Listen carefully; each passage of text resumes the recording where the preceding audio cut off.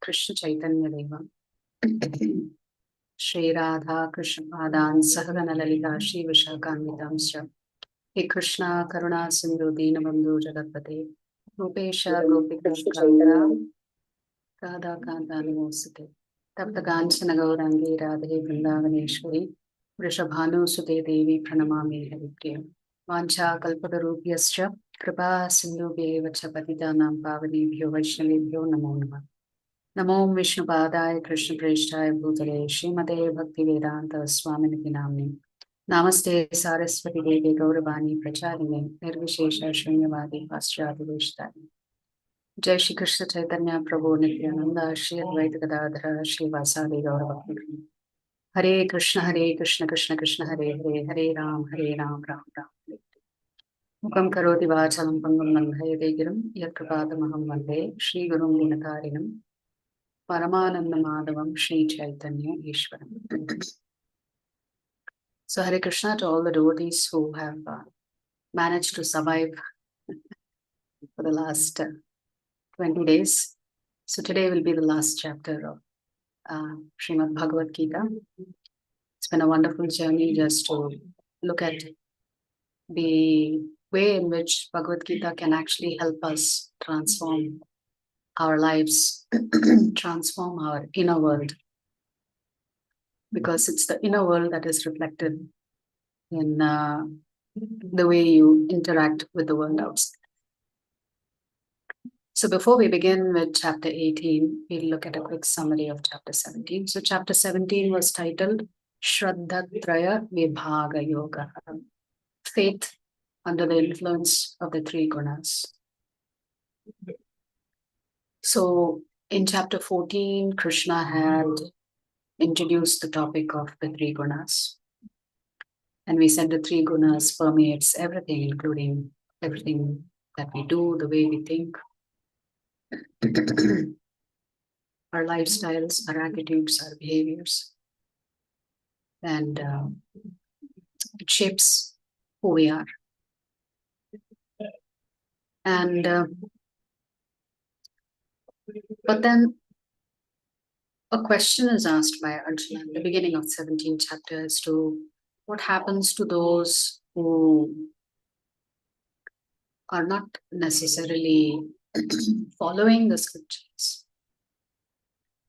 but at the same time they have some belief systems and therefore they follow those belief systems.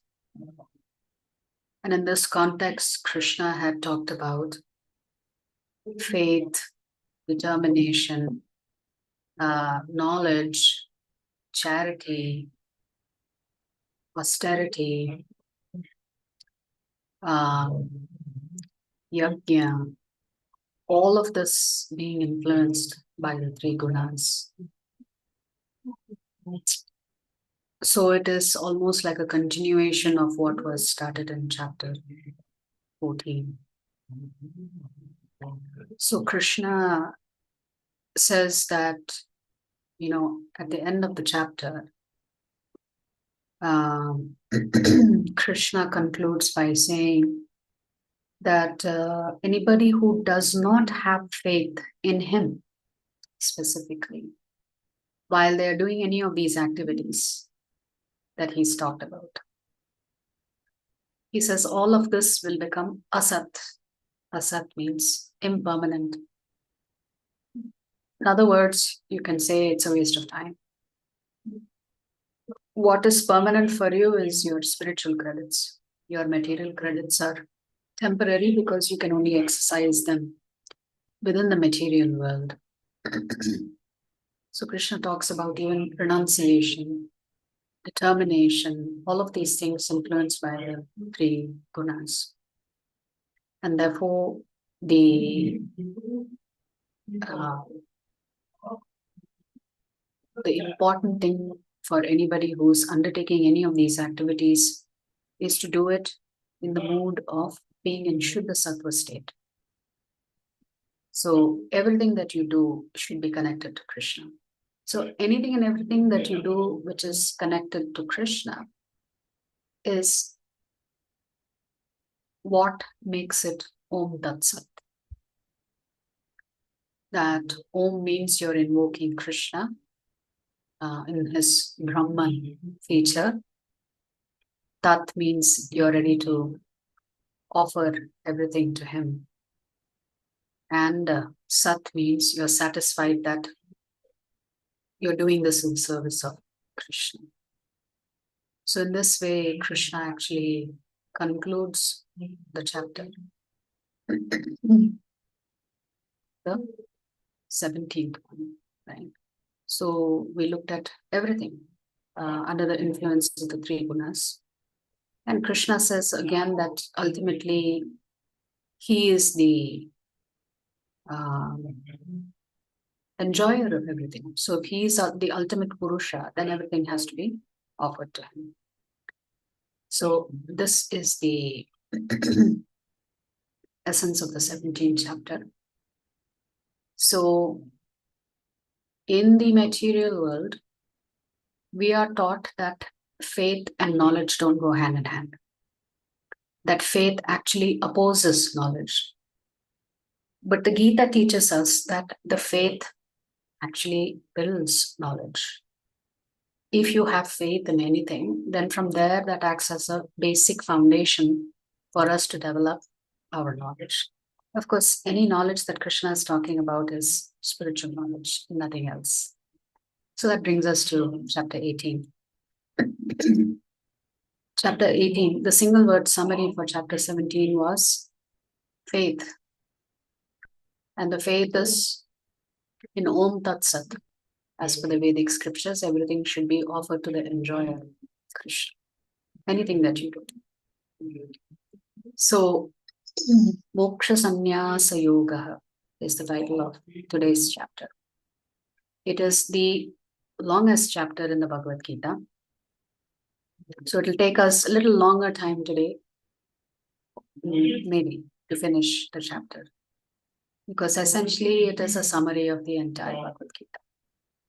So again here, we learned that the first 6 chapters focus on Karma Yoga, the middle 6 chapters focus on Bhakti Yoga, and the last set of chapters focus on that jnana that is necessary to perform Bhakti Yoga. So why is Bhakti in the center? It is covered on both sides by hard coverings like Karma Yoga and Jnana Yoga. Because, the most delicate thing is protected. If you look at a sandwich, whatever is in between the sandwich is protected by 2 layers of bread that can hold everything together. So the filling is protected here. The Bhakti Yoga is protected on either side. So chapter 13 was about the 6 items of knowledge. Chapter 14 was about the 3 gunas. Chapter 15 was about the Vedas and the GPS system. Chapter 16 was about demoniac qualities and divine qualities. Chapter 17 was all about faith under the influence of the 3 gunas. And now we're going to come to the summary section. So you will see a lot of things repeated. So I may just fly by some of these slides because we've already discussed it.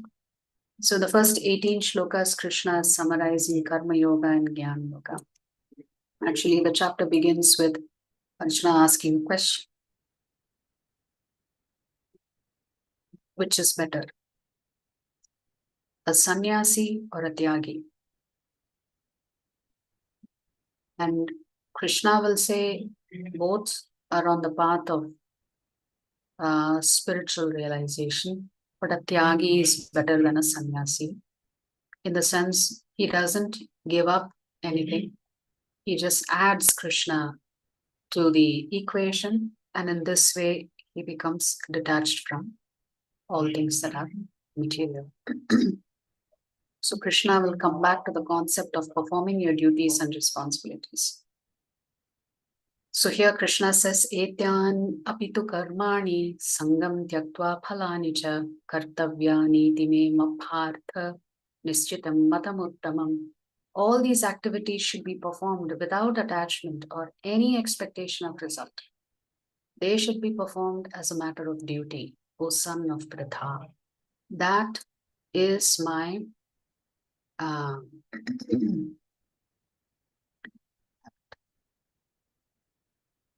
that is my final opinion. You can see my screen, right? You can see the shloka? Yes? Yes, Mataji. Okay, all right, thank you. So, coming back to the topic, essentially Krishna is saying, whatever Varna Ashrama you are part of, we should do our duty as much as possible without attachment for results. This Krishna has already talked about in chapter 5 under the Nishkama Karma Yoga section. So, why should we not be attached to the results? We'll see shortly in the upcoming shlokas. So, essentially, Krishna will say in response to Arjuna's question that sannyas is taken for purification. Tyaga is also done for the purpose of purification. Therefore, the best way to purify yourself is to simply perform your duties and responsibilities without attachment to results. So, in this way, we will achieve balance in our life.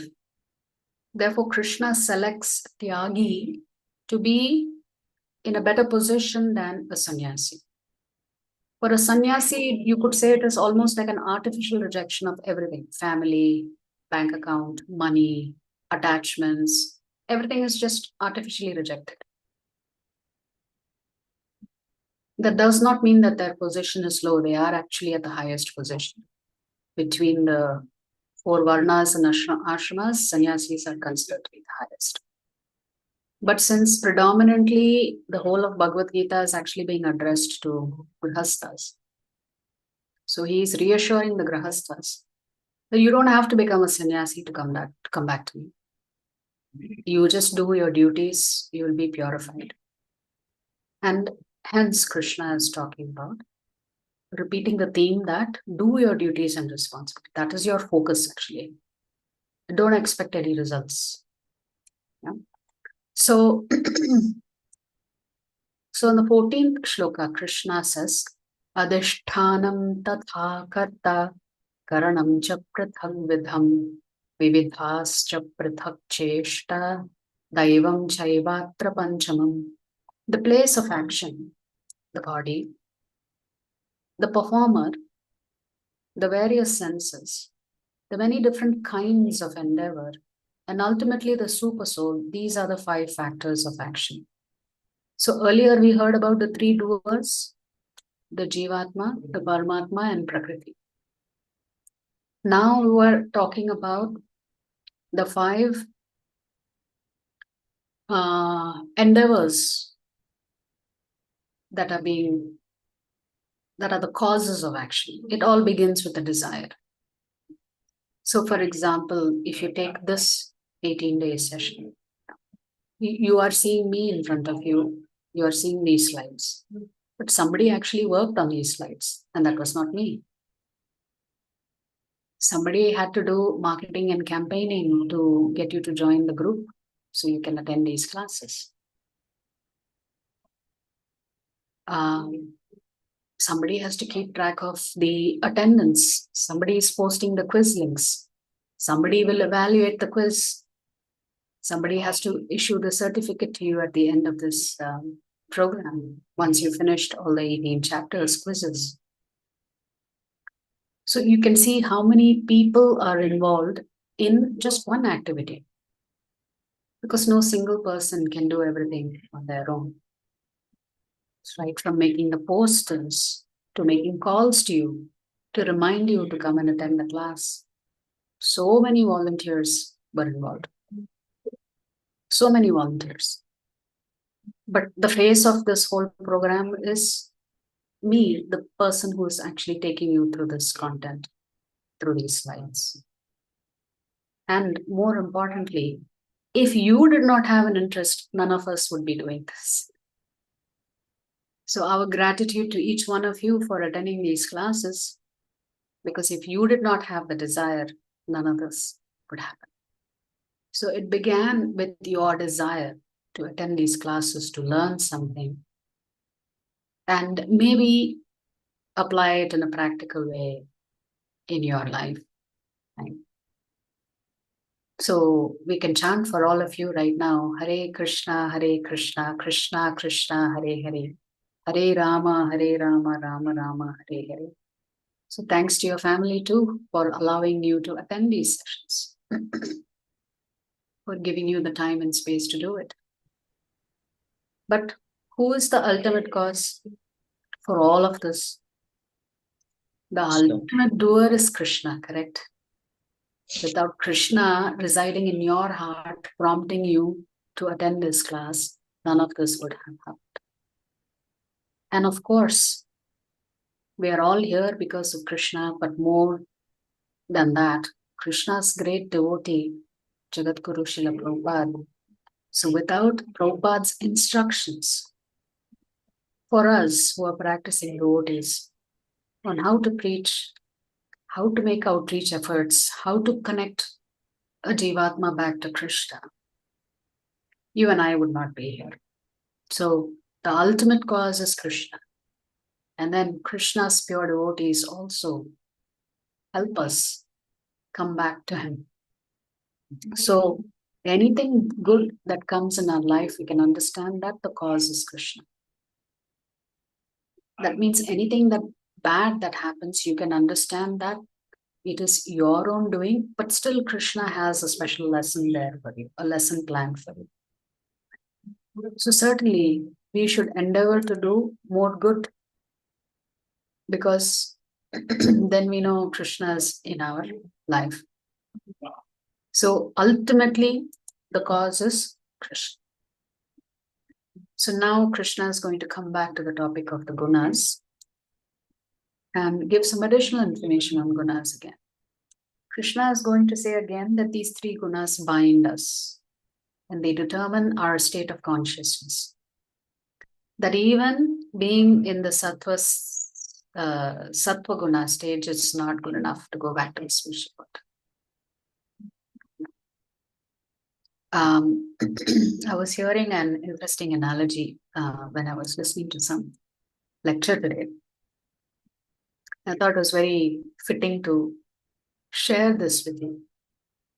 So when you go to a doctor, you want to know that the doctor is very good at diagnosing problems.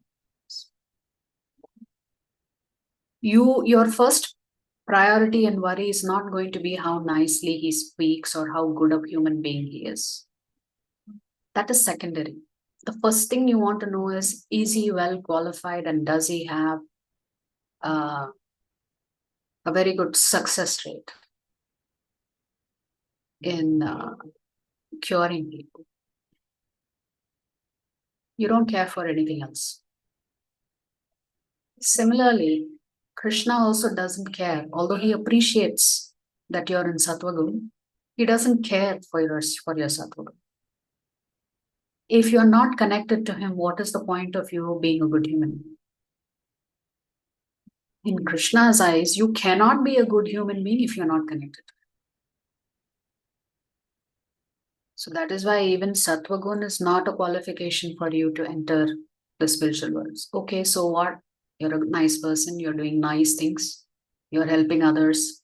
Krishna will certainly take care of you, but he's not going to take care of you spiritually. So Krishna is also saying, are you qualified to come into the spiritual world? Are you reaching out to Paramatma? So again here with the three gunas, Krishna is talking about wisdom, understanding, action, the resoluteness of the person, and what they actually experience. So again, you will see a quick summary here. Krishna is saying these three gunas, when they intertwine with each other, they become a very tight rope. And he is asking you to cut this rope. But you can only cut the rope if you're aware that it is present and that it is holding you back. So Krishna is saying, let go of this rope and just get attached to me instead. So Krishna very beautifully says, when acharyas say do's and don'ts, to even come to the sattvagun stage, these practices may feel like poison in the beginning. But once you habituate yourself to doing the right thing, then it becomes like nectar. And therefore, sattvagun actually helps you come to that stage where you search for self-realization. Whereas in rajagun, everything seems like nectar because your mindset is short term. But at the end, it becomes poison because you realize, well, that was not it. Then you go search for something else because you're just trying to chase pleasures. Whereas tamogun is made of illusion. It's complete with sleep, laziness, and delusion due to Maya. So here, for example, you could say Sattvagun could be, a child has to study hard if they want to pass the exam and move to the next level and the next level and the next level. So that means some amount of sacrifice is necessary in the beginning until they complete their education, and later on they can think about enjoying themselves. Whereas in Rajagun, it's like the child wants to constantly enjoy, does not want to put in time and effort for study. So yes, enjoying seems to be the right thing to do because time is very short, but later on they will have problems in life. So this kind of commitment suggests that you are willing to sacrifice short-term pleasures for long-term gain. That is typically the mood of those who are under the influence of sattvagun. In rajagun, it is the opposite. I want to enjoy myself first. I don't care about hard work. Hard work I'll do later. So in tamogun, of course, if you use the same student example, they don't even know what is right or wrong. So they're just completely lost and you can't seem to be able to reach them. That is why tamogun is constantly compared to sleep, laziness, delusion, etc. Because you can't even reach such a person. It's so difficult. So Krishna is saying, just because you're chasing happiness, you please be very careful because that happiness is actually a trap for you. It is just like a jail cell. So similarly, even for us, doing japa may be very difficult in the beginning. It is not the fault of the mantra. It is your consciousness. Prabhupada always said, if somebody has jaundice, even if they put candy in their mouth, to them it will taste bitter. Why will it taste bitter to a person who has jaundice? Because of their disease. Once that disease is cured, they will experience the sweetness of that candy. So similarly, we are also in a disease state right now.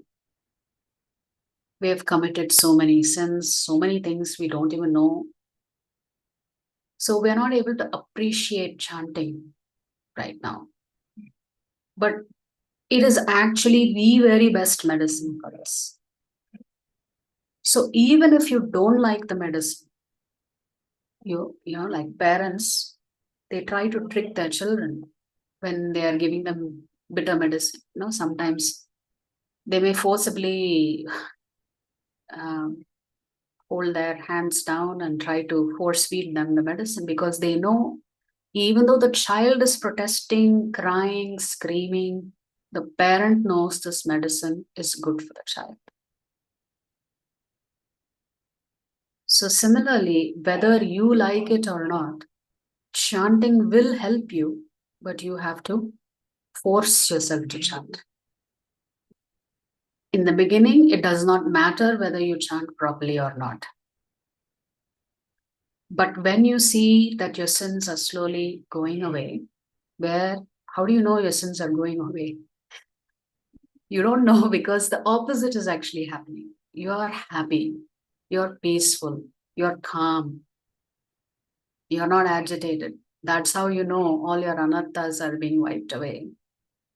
Then naturally you'll get so attached to chanting, you will never want to give it up.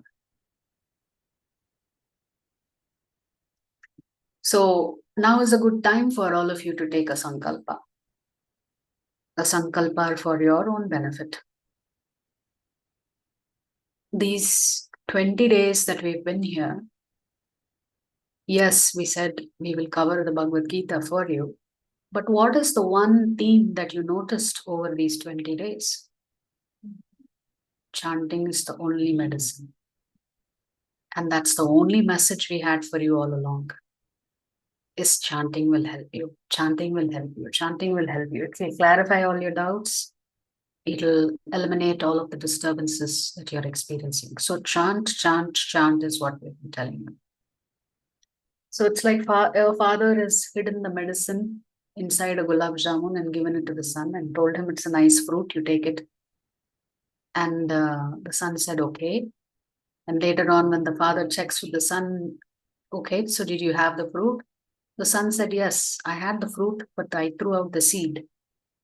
So it's like you have heard all of these 18 days, 20 days actually, the different facets of the philosophy that is covered in the Bhagavad Gita. But if you throw away the seed of chanting, then what use is it? So similarly, you should also make a commitment that after today's class, you'll continue with us because chanting is the most important thing that's going to transform your life. So coming to Shloka 40, Krishna said, Natadasti prathivyam va divi deveshu va punaha sattvam prakriti jair muktam yadebhisya tribhir gunaihi. There is no being existing either here or among the demigods in the higher planetary systems, which is freed from these three material modes born of material nature. What is Krishna saying? Even the devatas are under the influence of the three gunas. The highest planet is Satyaloka, where Lord Brahma resides. It's also called Brahmaloka. Even Brahma is under the influence of the three gunas. So devatas also come under the influence of the three gunas. Of course, they are great personalities. They are serving the Lord in so many different capacities. But Krishna is saying, even they come under the influence. So many times you've heard Narada Muni made mistakes. Indra makes mistakes. Varuna makes mistakes. So many demigods have made mistake after mistake after mistake after mistake. How is that possible? It's only possible if they come under the influence of the three gunas.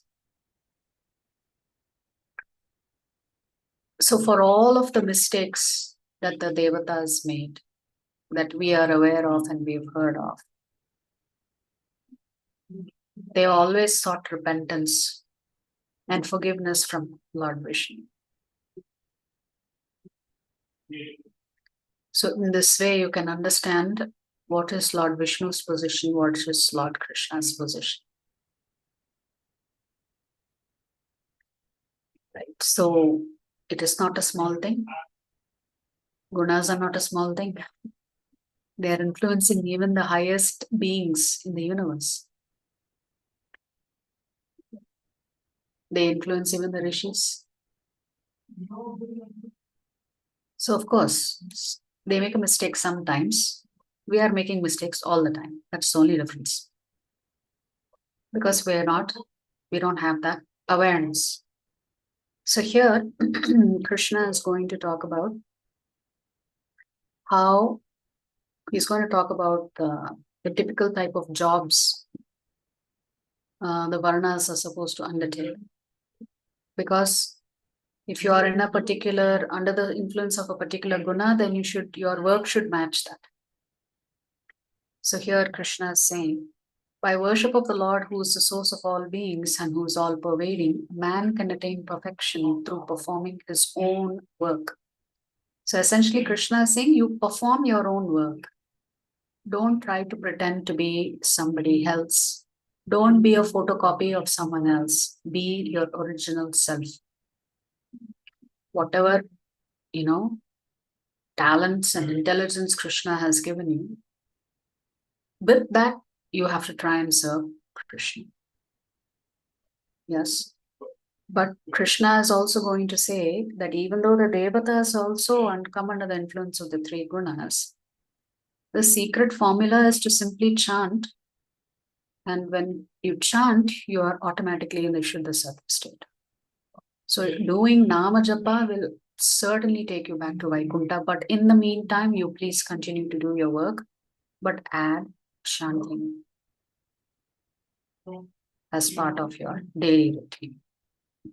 So here in the 47th shloka, Krishna is saying it is better to engage in one's own occupation, even though one may perform it imperfectly, than to accept another's occupation and perform it perfectly. Duties prescribed according to one's nature are never affected by simple reactions. So again, Krishna is encouraging us, whatever duties that you have, you perform it very nicely. Don't worry about perfection. Whereas if you pretend to be somebody that you're not, like Arjuna was ready to become a sannyas, even though he was not qualified to become a sannyas. Even though he may pretend to be a sannyas, that will not purify him. It would be better for him to be a imperfect kshatriya than to pretend to be a perfect sannyasi. That is essentially what Krishna is saying here. So what is Arjuna's nature? He is a kshatriya. He's always going to be ready to fight and defend. That is his nature.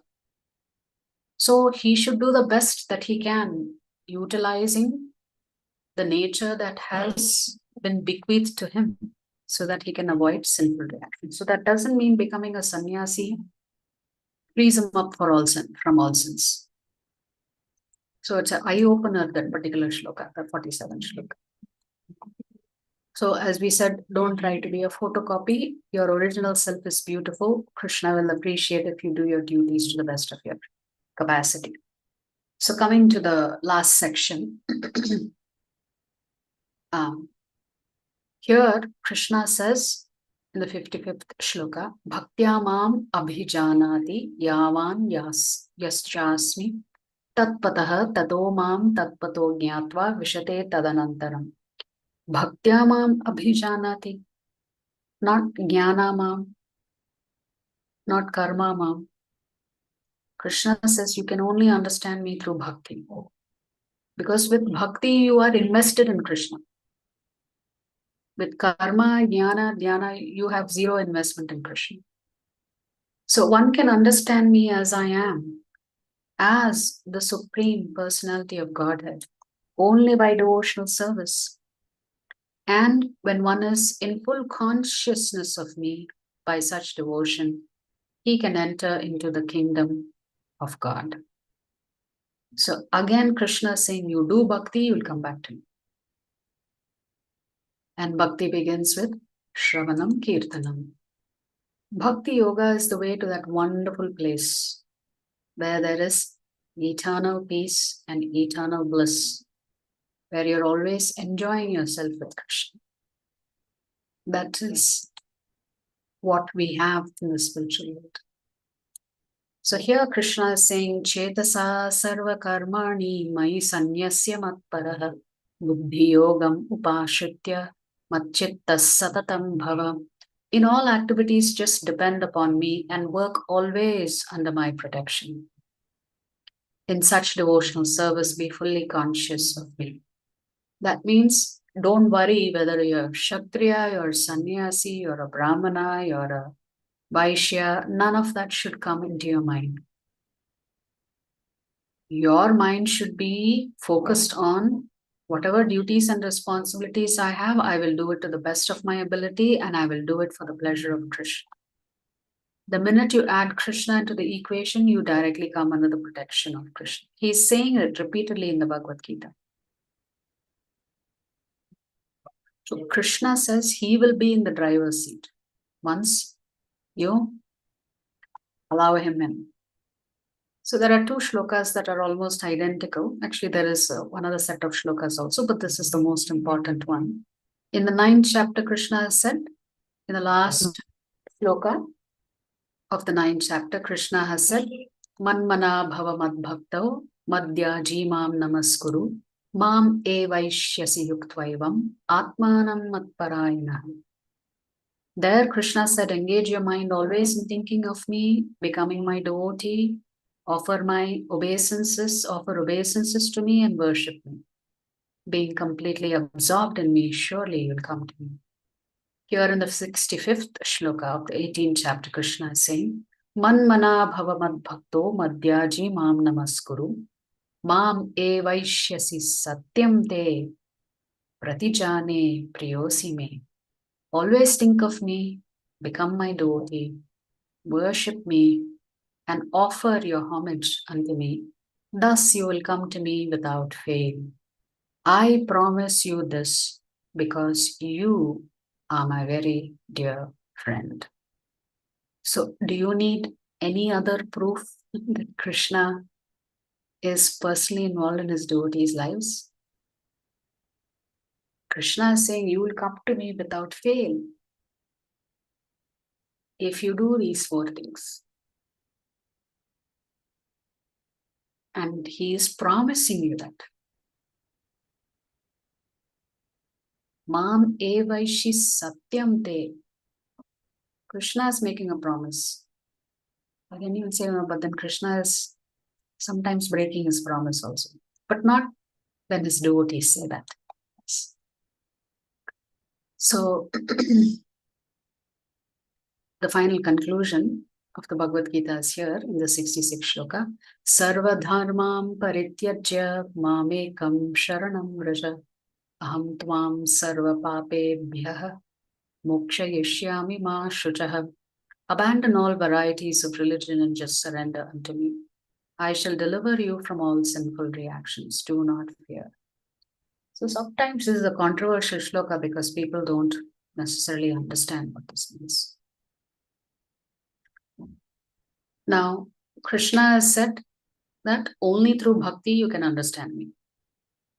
There is a wonderful pastime of the Brahmanas' wives in the Srimad Bhagavatam. One day, Lord Krishna and Balaram are in the forest. That day, they did not take, none of the boys took lunch from home that day. They were going to do, because Krishna had already arranged for their prasadam elsewhere. So suddenly the boys tell Krishna and Balaram they are very hungry, but then none of them had got their food. They had all told their parents, we don't need anything today. Krishna is taking care of us. He's giving us a treat. So Krishna tells the young boys, pretty close by, there are Brahmanas who are performing great yajna. They are doing yajna so that their next life they can go to Swargaloka, to go enjoy themselves. Go tell them, Krishna and Balaram are here and they are asking for, they are hungry and they are asking for something to eat. So the boys very obediently go to the Brahmanas and the boys glorify the Brahmanas, saying, you are great personalities. You're always dedicated in your service. Krishna and Balaram have sent us. They are hungry. Won't you give us something to eat? And the Brahmanas don't even respond. They just ignore because they are so busy with their yajna. So the boys are very disappointed. Krishna has said, go and ask, they'll give. But nobody gave them anything. They were not even acknowledged. So they go back to Krishna and say, see, this is what happened. And Krishna laughs. He tells them, this time you go back, go and ask the Brahmanas' wives because they are the ones who are cooking For the yajna, you have to offer bhoga to the Lord, no? So he told them, you go talk to the wives now. Don't go trouble the brahmanas, you go to the wives. So the boys go back, and all the wives are cooking, massive feast to be offered as part of the yajna. And the boys say the same thing. Krishna and Balaram are nearby. They are hungry. Please give us some food. The minute the wives of the Brahmanas hear the names Krishna and Balaram, they just pack up everything and rush out of the house. They said, yes, yes, yes, we are ready to serve Krishna and Balaram. We've heard about all of their pastimes. And they go running to Krishna. So how do you understand? The Brahmanas, when they were told Krishna and Balaram are here, they just ignored. The wives who are not well-versed in Vedic scriptures, their duty was to cook and take care of the household. That's all their duty was. Take care of the children, serve their in-laws, be nice wives, be nice mothers. That's the job of a woman, to take care of family and serve and support the husband very nicely. How is it that the wives ran out? The husband said, where are you going? The father said, where are you going? The son said, where are you going? They were prevented from going. Normally, chaste wives do not do this. Certainly not in the midst of a yajna that is going on. Because no yajna is complete unless the wife is seated by the husband. It's a beautiful pastime in Srimad Bhagavatam, actually. If you read the prayers offered by the wives to Krishna, when Krishna tells them, I'm very happy that you've come here to serve me. All your prasadam is very nice, very delicious. But now you please go back. Your husbands are waiting for you. Your fathers are waiting for you. Your sons are waiting for you. And the wives protest. They say to Krishna, since we have now seen you, we have already surrendered to you. Since we've already surrendered to you, how can you send us back? And anyway, they will not accept us because it's inappropriate for us to have left the house. Krishna tells them, don't worry. I've already taken care of that. So what was Krishna's instructions to the wife? Even though they were ready, 18.66, abandon all varieties of religion and just surrender to me. So the wife said, I'm already surrendered. Now why are you sending me back, Krishna? Didn't you say you will accept me? Isn't that what you promised in the Bhagavad Gita, in the 66th shloka of the 18th chapter? Why are you sending us back? Because their duty was important. Essentially, Krishna was saying, I have already accepted you. Now you go back and continue to do your duties and responsibilities. Don't worry about anything else. Do not fear. So once you're surrendered to Krishna, you are anyway part of Krishna. What is it that you have to worry about? So in this case, Krishna was demonstrating to us, although he is just what is this? This happens before Kali Leela. So Krishna would have been maybe 7 or 8 years old when he sends the Brahmanas' patnis back. Krishna was saying, you don't have to be well educated to be my devotee. You just have to have faith. And do you know why the wives responded the way they did, as opposed to the husbands, those Brahmanas who were doing the yajna? Because the Brahmanas' patnis had never seen Krishna or Balaram. But every day they would hear, Krishna did this, Balaram did this. So every day their ears were filled with Harikatha. And because they were constantly hearing about Krishna, the minute they heard Krishna's name, they just rushed out.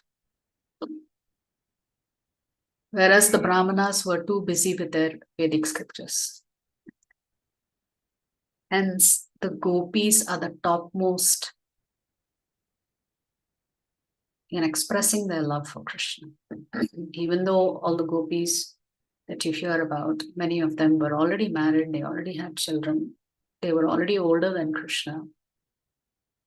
It's just that this is what Krishna is asking us to do.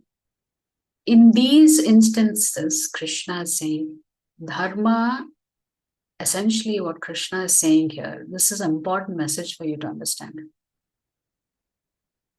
There are so many dharmas. In the Mahabharata, when Yudhishthir asks Bhishma Dev as he's laying on the bed of arrows, whole lot of questions about dharma, because he was suddenly confused. There's three dharma, there is this dharma, that dharma, that dharma. So many dharmas are there. So many of them will conflict with each other, apparently conflict with each other. So when Krishna says abandon all varieties of religion, he is saying the only dharma that should be your top priority is your surrender to me. Because all other dharmas are subservient to this one dharma, that the Jivatma is eternally a servant of Krishna. And therefore, servant means submissive. Submissive means to surrender. Servant means to do exactly what the master wants. So the only dharma that matters for all of us is that Krishna says, you belong to me. You are meant to serve me. Don't try to enjoy yourself on your own. It is going to backfire on you. So this doesn't mean that Krishna says, surrender to me and then ignore your family. It simply means I should be your top priority. That Krishna should be our top priority in our life. Everything else becomes secondary. It doesn't mean everything else is not important. It is just not as important as having Krishna in your life. Then Krishna says, I will deliver you from all sin. Do not fear. So you shouldn't think, oh, if I do bhakti to Krishna, my family members will abandon me. This is not the fear that you should have. You should be bold. I belong to Krishna, Krishna belongs to me. But at the same time, do all of the other duties and responsibilities in a very nice way. This particular pastime of Draupadi's Vastraharan. Actually, Jayadratha is related to Draupadi's one of the brothers-in-law, you could say. He wanted to marry her, he tries to kidnap her, even though she was already married to the 5 Pandavas. He was not successful, he gets defeated. But somehow or the other, the Pandavas do not kill him. They set him free. So when she insults Jayadratha, he immediately meditates and prays to Lord Shiva. And his boon that he asks Lord Shiva is, I want to destroy the Pandavas. At that time, the Lord Shiva tells him, it's not possible because they're personally protected by Lord Krishna.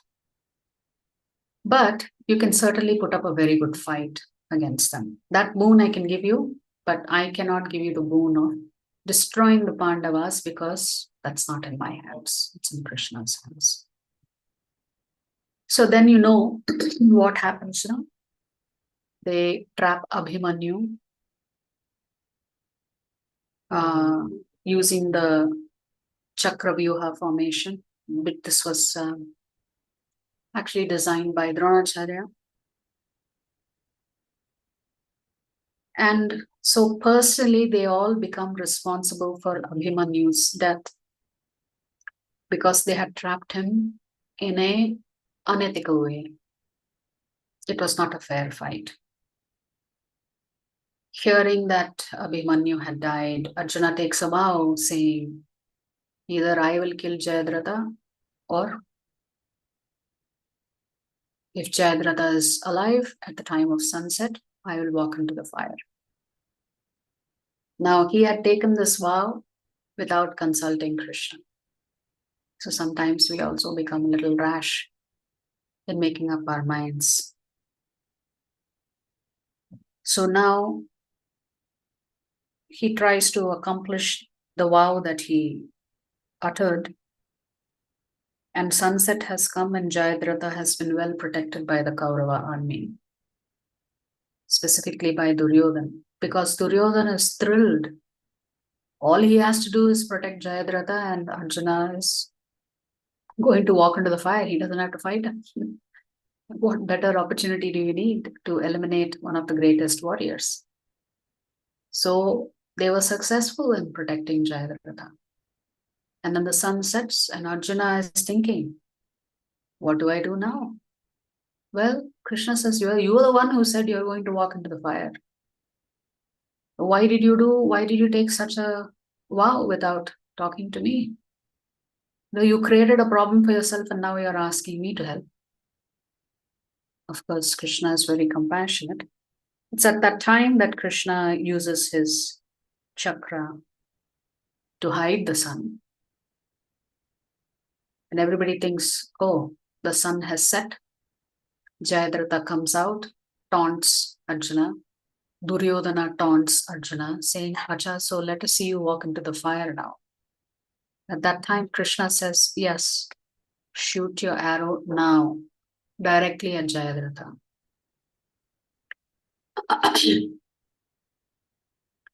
So Arjuna simply follows Krishna's instruction.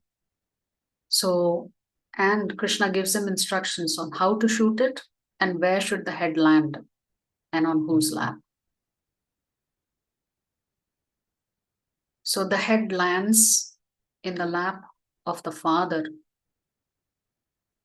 The father's name is Vridakshattra.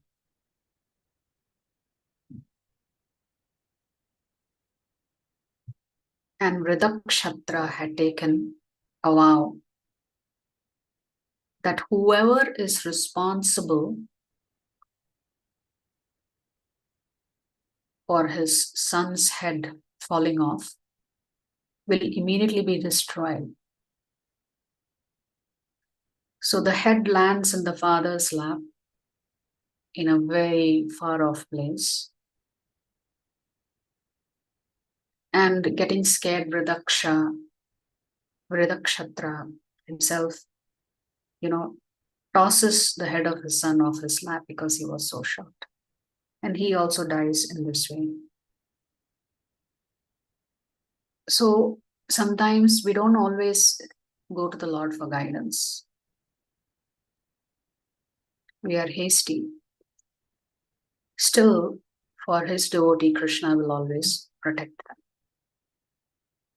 So sometimes we also make very emotional decisions and then get ourselves into trouble. But if we are sincere, then the Lord will always protect us. So surrendering to Krishna is the most important message here.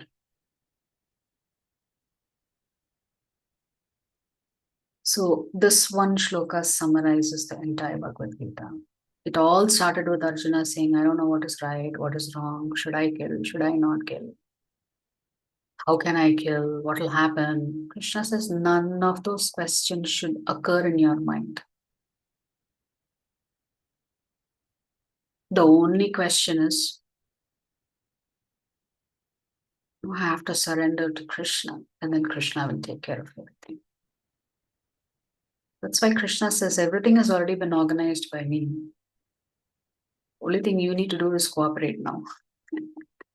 Yes, so we have to cooperate with Krishna. How can we cooperate with Krishna? By following his instructions. So, aham tvam sarva papebhyo. Krishna is taking personal responsibility. Why does Krishna need to use the word aham if he does not care for you? So we should not be afraid. We are under Krishna's protection as long as we are seeking his shelter. So this is the most important message. Mam ekam. Krishna is not saying surrender to this person or that devata or this, or your parents or your children. Mam ekam. Krishna wants exclusive surrender from you. Not little bit for this, I will go here. Whenever I want Krishna, I will go there. Krishna is saying all or nothing. You surrender to me completely, otherwise don't even come here. Don't even look in my direction. So that means Krishna is saying you have to surrender to him alone. How can you learn to surrender to Krishna alone? Again, by hearing, reading, chanting, following the instructions of Acharya. So now you've understood the essence of the Bhagavad Gita. After 17 chapters, we are coming to this simple conclusion. Krishna is saying, you are my servant, you will always be my servant, and therefore you should follow my instructions. And don't worry, because I am your master, I will always protect you. That means even for us in our life, we will be faced with so many different challenges. When those challenges come, you will be tempted, let me stop chanting for a while until I get my life back in order. Let me stop attending classes for a while until I get my life in order. This you cannot do. That is what surrender means. You don't stop doing your bhakti just because things are not going right in your life. So if you've taken a sankalpa to chant, to attend classes, stick to that sankalpa as much as possible. If you're not able to do it, then you should cry to Krishna saying, you are putting me in situations that's not allowing me. Please help me. So you have to surrender to Krishna alone. If you do, you will achieve not just peace of mind, but also bliss. And you will go back to him because Krishna has promised to take you back. And of course, by doing this, Krishna says he himself will clear all of your sinful reactions. So the end result of hearing this Bhagavad Gita, Krishna himself will tell you what is the Falashruti. Ya idam paramam guhyam madbhakteshvabhidhasyati bhaktim mai param kritva mame vaishyatya samshayah. For one who explains the supreme secret to the devotees, pure devotional service is guaranteed. And at the end, he will come back to me. So Krishna is saying, whoever studies the Bhagavad Gita and teaches and preaches this message of the Bhagavad Gita, Krishna says for them, devotional service, I've already given them that devotional service. And they will come back to me after they have completed their preaching activities. And Krishna says, there is no servant in this world more dear to me than he, nor will there ever be one more dear. After all, what do the acharyas do? They travel around the world, they preach, they get the jivatmas to practice Krishna consciousness, and therefore they become so dear to Krishna because they are bringing back Krishna's lost souls back to him. Therefore, for anybody who is endeavoring to connect another jivatma to Krishna, Krishna is saying such a servant is dear to me. And he's saying there will be nobody else higher than this servant who is connecting the jivatma back to Krishna. Because you are doing the toughest work, which is to break the cycle of illusion for the jivatma and telling them, wake up, there is your real home, go back to Krishna. So that is the most important thing here. So we have to encourage others to also attend the class, because when they receive this beautiful knowledge, they themselves and you yourself will become very dear to Krishna. So Prabhupada has said preaching is the essence. In case you're not able to connect others to Krishna, then Krishna says, at least, can you read? If you read and study the Bhagavad Gita, Krishna says, all your sins I will wipe out. Essentially, by reading the Bhagavad Gita and studying the Bhagavad Gita, Krishna says, I will accept that you are worshipping me,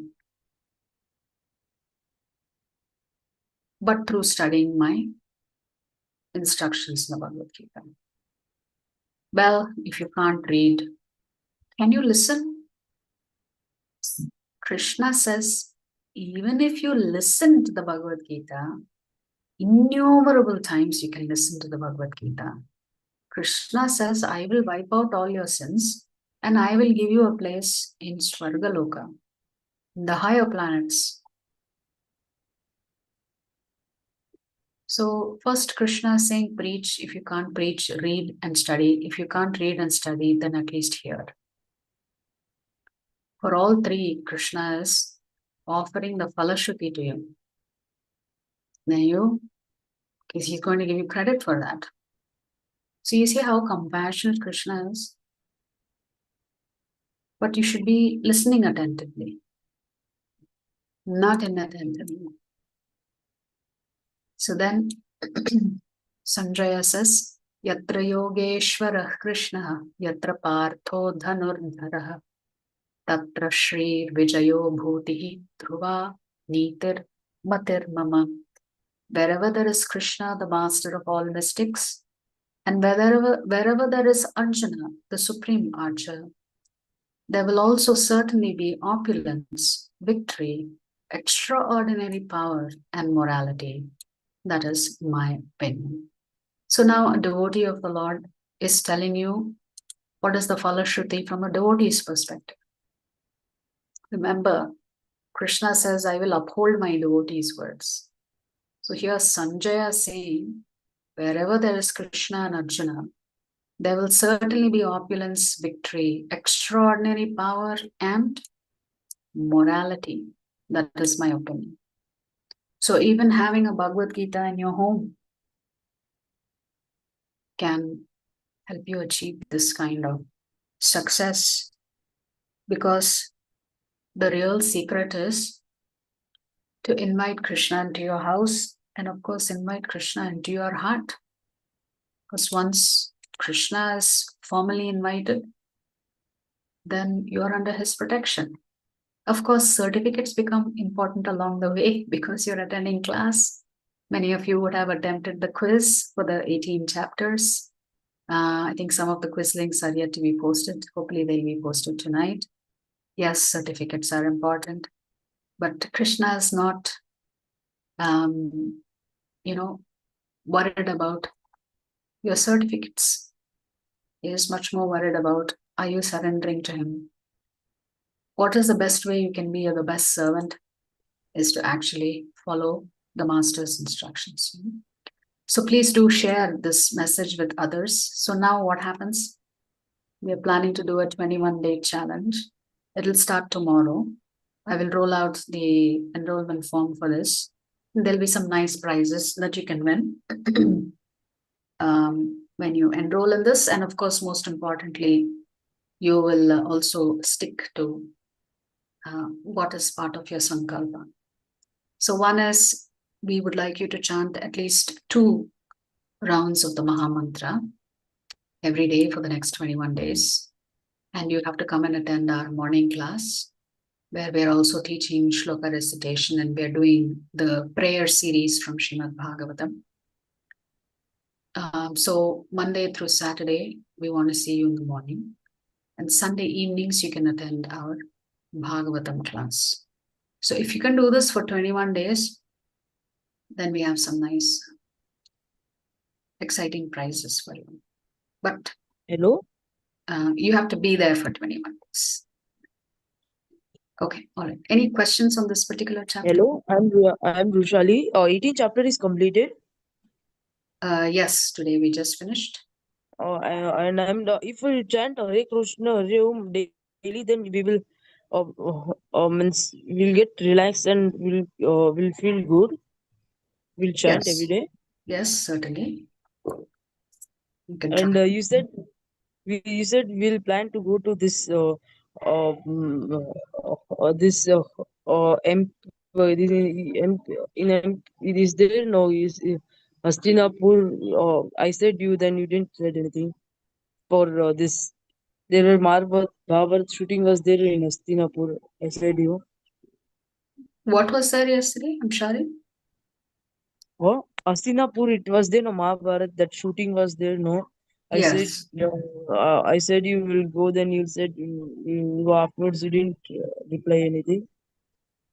Yeah, I do not know if I have been there once, but Yeah, we can go. All team members and all. We can all go yeah, in why this. not? We can do a yatra. That'll be nice. We'll let you know when we plan the next yatra from our temple. Okay. All right. Any other questions or comments? Namaste, Mataji. Hare Krishna. Mataji, in the sixth shloka, you mentioned about actions regarding actions. I mean, one more shloka, Sarva Dharma Parityaja. That shlokas. Krishna himself, yes, you clearly told us. So many devotees will misunderstand this shloka. Krishna himself, he forced to Arjuna to fight. Means that is also means one dharma. Yes. But Krishna intentionally told to fight, to do it.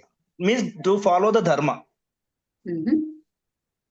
But in the shloka, Sarva Dharma Parityaja. In the 12th chapter also same relevant shloka is there. Shreyo hi jnanam abhyasat jnana dhyanat vishishyate. Dhyanat karma palatyagaha tyagachanti ranantaram. Means one aspect is fully forgive everything. You forgive everything. Just remember me. I will take care of you. One quote is like that. But in one time you do it. Whether whatever happens, result also you give up. I will take care of you. Means this type of dualities, how can devotee can understand in right way, Mataji? Yeah. That's why I said this shloka will be misunderstood. The misunderstanding is that Krishna is saying nothing matters except me. No, Krishna is saying when there is a conflict of dharmas, then the most important dharma for you to follow is my instructions. Because surrender means you're following the instructions of the master. So all along Krishna has told Arjuna, get up and fight, stand up and fight, then that is exactly what he should do as a servant. He should follow the instructions of the master. Because following that instruction will benefit not just him, but also everybody else. So Krishna is constantly using all of us as his instruments also. But we have to be ready to be instruments in Krishna's hands. So for example, as we were discussing, I do not know what time you joined, but to just put together this one 18-day, 20-day session takes so much effort. So unless everybody is cooperating on so many fronts, from getting the posters on time to advertising it, to setting up the WhatsApp group, to volunteers who make the calls, to posting the messages, to creating the certificates, to creating the slides, you see how many people are involved in one activity. So if there was no cooperation, so Krishna has told us to preach. But preaching is not a small thing. It requires so much effort and resources. So Krishna is saying, be busy serving me. And the best way that Arjuna could serve Krishna is by fulfilling his instructions. When Krishna said fight, then that's exactly what Arjuna should do. Because the whole Bhagavad Gita began with, should I do this or should I do that? Krishna is saying, right, Kula Dharma or Kshatriya Dharma, that was Arjuna's internal conflict. Here, Krishna is saying, neither Kula Dharma nor Kshatriya Dharma. What I am saying is what is the priority. If I am telling you to fight, then you should set aside your other dharmas. But that is the instruction Krishna is giving. So whatever instruction Krishna gives you and that you follow will always be for your ultimate good. Nowhere in the Gita has Krishna encouraged Arjuna to give up fighting. All Krishna is saying is that my instructions take precedence over all other dharmas. And what was Krishna's instruction to Arjuna? To fight. Yes, ma'am. So Krishna just reoriented Arjuna towards doing his duty as a Kshatriya, but for his pleasure, for Krishna's pleasure, not whether Arjuna was pleased or not. Essentially, Krishna is saying, I don't care whether you are happy or sad, because you have to fight. If you fight, you win, you'll be happy. If you fight, you lose and you're dead, you're not happy. Krishna is saying, your feelings, you set it aside. You do what I want you to do. So a devotee will prioritize what Krishna wants, because that is the most important thing. And therefore, Krishna is saying, surrender to me. What does surrender to me mean? Surrender to me doesn't mean Krishna is saying, do bhajan on me 24/7. It's not very practical. Krishna, I think, mentions in the 4th chapter to Arjuna that we should not unnecessarily disturb a person's mind from their duties and responsibilities, especially if we know they're not ready. I think it's in the 4th chapter. So if everybody runs away from their core duties and responsibilities, can society function? No, Mataji. There'll just It be won't happen. chaos, right? Yeah. Krishna is certainly not encouraging that. That is why the 18th chapter began with Arjuna's question, Tyaga or sannyas? And Krishna again said both are good for renunciation, but in my opinion, Tyaga is better. That means he has answered Arjuna's question that Arjuna should not leave the battlefield. Rather, he should renounce his activities for the pleasure of Krishna. Here, renouncing means renouncing what you think is right and wrong. Because we also concoct so many things, right? Oh, this is right, that is wrong. In our own mind. Krishna is saying, please set that aside because you are speaking nonsense. You follow my instruction. I completely agree, Mataji, but there is a contradiction. If you see, you mentioned about 4th chapter. In the 4th chapter, if you go to 3rd chapter, one shloka is there. Yadyada charati shreshtaha tattadevetaru janaha sayat pramanam kurute lokastadanu vartate. In another chapter, tasma shastram pramanam te karya karyo vyavastu. Means what is right, what is wrong, what is doable and what is not doable, it declares by Shastra only. In other context, Yadada Acharati Shrestha, if you compare it, those who are Shreshtas, those are the examples for following people. Am I right, Mataji? Means they will take as a that is ideal. The Karma Yoga section, right?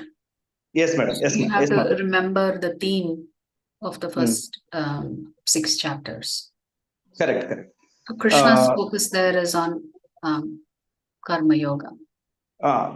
So the highest Shreshtik person, Shrestha is Krishna himself, right? The entire why the entire world is not moving through highest Shreshtik activity. Because they are disobeying Krishna. That's what Mataji. These slokas, every word is beautiful, but way of understanding one person to another person without proper guru, we definitely misinterpret. The thing is, Mataji, if the suppose in the suktas also, in the Vishnu Purana, Narayana Sukta, and different suktas, what it is guiding us, in one Purana, one God is highlighting. Means those God only the highest creation and highest all boons are coming from him only, like that it is misinterruption. How the devotees will be careful this type, because all are truth only. One of our The Puranas are divided into three. Again, yeah. as per the three gunas. So a set of Puranas that fall under Sattvagun, a set of Puranas that fall under Rajagun, and a set of Puranas that fall under the Tamogun category. So Krishna is simply catering to everybody. He knows that not everybody is in the Shuddha Sattva state. At the same time, Krishna is so kind and compassionate. He knows that he needs to keep a guiding light for everybody, including for those under the influence of Tamagun.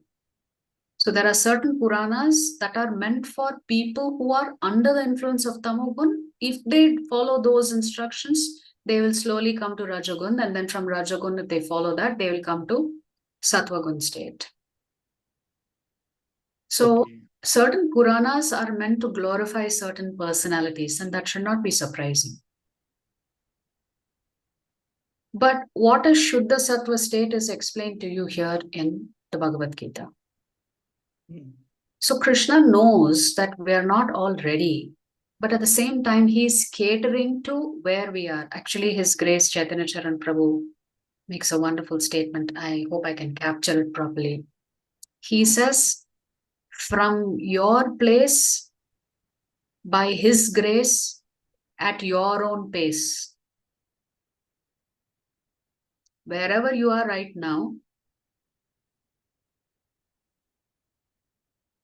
at our pace, we can access Krishna's grace. So we are not all equal in our readiness to accept Krishna as a Supreme Personality of Godhead. But still, Krishna is always there to help us. For some of us, it will be a very gradual process. So if you are under the influence of Tamagun, then Krishna is saying, from Tamagun, you come to Rajagun. Then from Rajagun, you come to Sattvagun. Sattvagun acts as a good foundation for practicing spirituality. So from there, you have to come to Vishuddha Sattvagun. So it's just Krishna catering to all of our different levels of consciousness and readiness. So even you are aware, right, that the Puranas are broken up, divided by these three gunas, correct? Correct. So if you are in that guna, then you will follow the instructions there. So if you are in Rajagun, then you will be, as Krishna said in the Bhagavad Gita, you will be worshipping whom? Correct. Devatas, right? Correct. So he's going to encourage you to worship the Devatas. Actually, Krishna says, for you to have faith to worship the Devatas, that faith also is given by me. Now, he also calls it improper worship. But even for you to have faith in the Devatas, that faith is being given to you by Krishna. He knows that, chalo, he's not ready to come to me, yes, but at least trajectory-wise, he's at least headed in the right direction, maybe. I completely accepting Mataji, but here the problem is one of the Akashat patitam toyam yada gacchati sagaram sarvadeva namaskaram keshavam pratigacchati. Means whatever the water rain is coming from sky, it falls to earth and forms a flow. It reaches to lakes, follows by rivers, and finally it goes to ocean. The same way, even you offer any namaskara, any offers to do any devatas, it finally reaches to Lord Krishna only. Like that, one quote is there, right? The person whoever maybe whether he is in tamogun or rajogun or sattvagun, whatever it may be, the final offer will go to Krishna, right? But again, the boons, why it will be delay for direct praying to Krishna and different demigods to God, again the boons will be vary, right, Mataji? The boons vary based on your desire. If your desire is to serve a particular devata, then whatever that devata is authorized to sanction for you on behalf of Krishna, that's what will get sanctioned. So everything is based on your desire. Okay, so Krishna is saying ultimately I am the enjoyer. So if you're the enjoyer, why should you worry about whether your enjoyment is coming through the devatas or directly from me to you? That's your question. I think ultimately that's your question.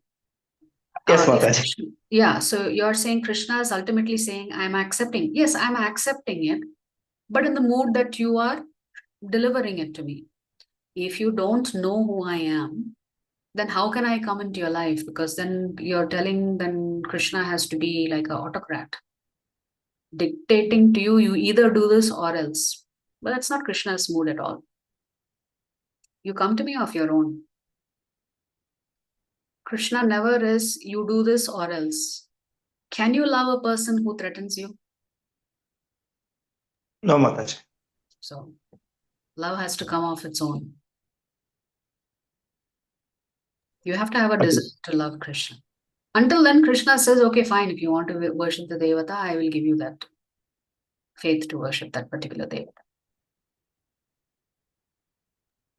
Correct. Agree, Mataji. So he is waiting for you to recognize that he is the actual enjoyer. When you recognize that and acknowledge that, then you've become a devotee of Krishna. And you act on it. Right? So Prabhupada uses this analogy. He says, let's say you want to go to Mumbai. You go to the train station. Will you say all trains are traveling on the tracks? Let me just get into any train. Will you arrive in Mumbai? No, Mataji. Definitely destination is required. But there is another analogy. Suppose if you take mathematics as an example, best example is 5 plus 5 is equal to 10. 2 plus 8 is equal to 10. 7 plus 3 is equal to 10. Means even if you multiple channels also, leading station is only that final destination is that means this is also one type of a contradictory example only. I am acknowledging your whatever you are saying, but this type of argument in people, how can we give a correct encounter to them? Why argue with people at all? Let them follow what is comfortable. We are not in a competition to defeat somebody else. We are here to defeat. It is not for defeating. Means as a devotee, we will feel we should not fail in front of us. Generally,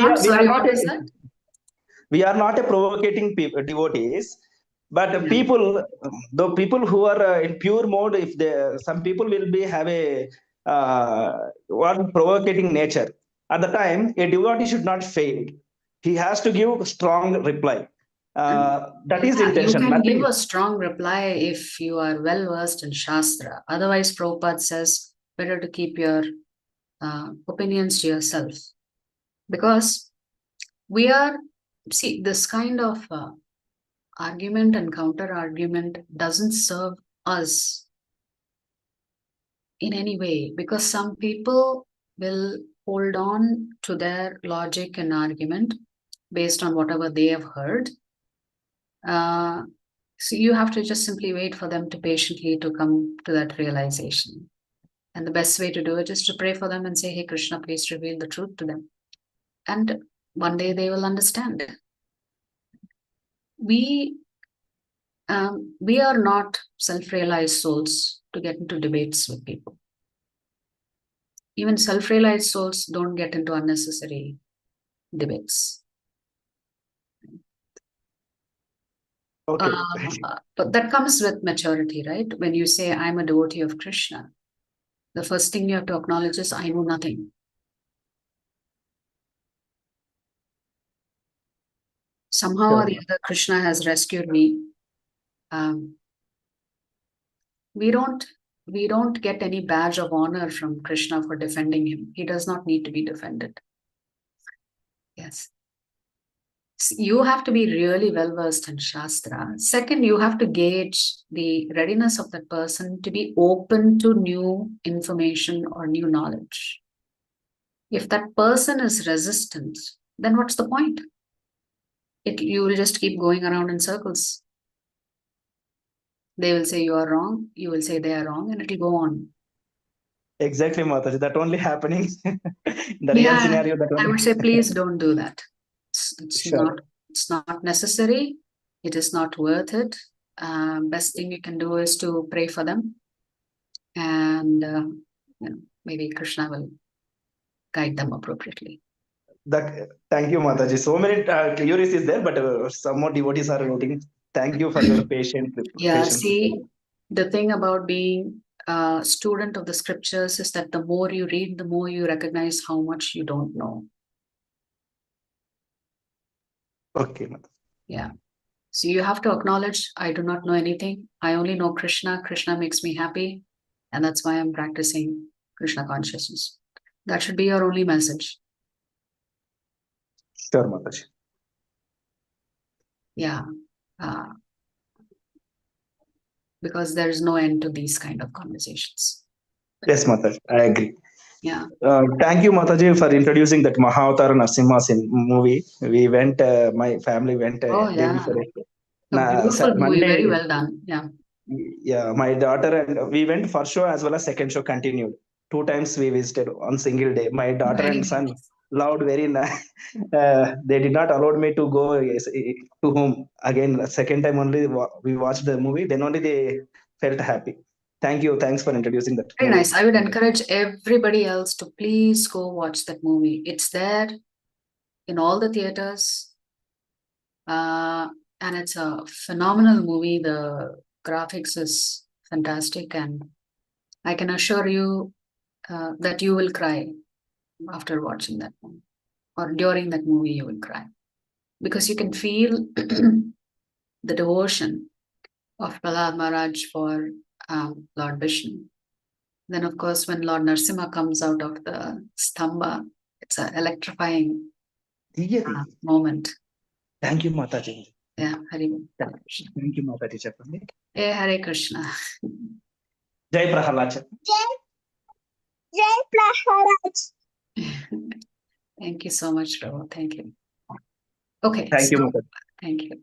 I think there are, if you have any personal questions that you want to consult with us on, feel free to drop me a note directly on WhatsApp, and I'll do my best to guide you and help you. If I'm not able to do it, certainly I will reach out to any other senior devotee who can guide you. So thank you very much. So I will post the challenge, the 21-day challenge. You can register for it. And as I said, some nice prizes are there for you. Of course, these will all be related to nice books that you will get from us, and some nice prasadam from the temple as well. So, but then you have to be committed to it for 21 days. So I hope all of you are ready, and you will be somehow or the other able to make it. All right. Any other questions pertaining to the chapter or the sessions? So please do post your feedback on the WhatsApp group on your experience over these 18 chapters. What did you learn? What did you gain from it? And how are you planning to change your life? That will be really, really essential for you. So thank you very much. Vancha kalpadarupyascha kripa sindhubhyev cha patitanam pavanebhyo vaishnavebhyo namo namah. Ananta Koti Vaishnava Vrinda ki jai, Jagat Guru Srila Prabhupada ki jai, Srila Gurudev ki jai, Shri Shri Gaur Nitai ki jai. Thank you, devotees. Hari Bol, Hare Krishna.